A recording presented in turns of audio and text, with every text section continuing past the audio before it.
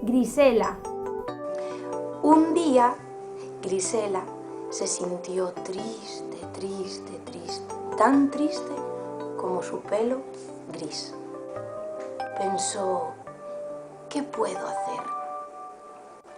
Cogió un bote de pintura roja y dijo, si me pinto de un color alegre, seguro que me pongo contenta.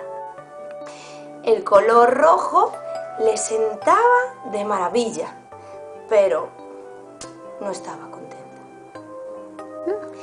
El pato que pasaba por allí dijo, ¡oh! ¡Un ratón con el pico rojo! Nunca vi nada igual. Grisela pensó, probaré con color verde. Y una rana que pasaba por allí le dijo, ¡qué raro! Una rana con la cola de ratón. Grisela pensó, probaré con amarillo. Pero los pollitos dijeron, ¿dónde se vio un pollito con bigotes y orejas?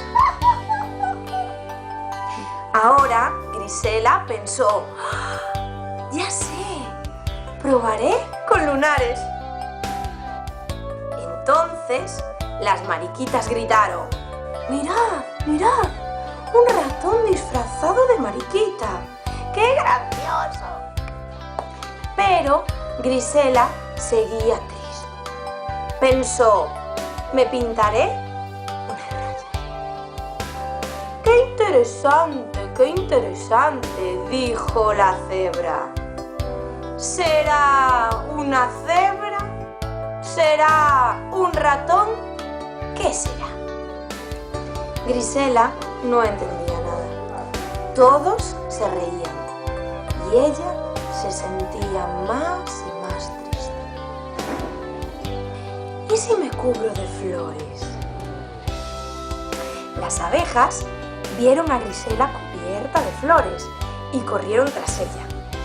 ¡Ah! Gritaba y corría Grisela.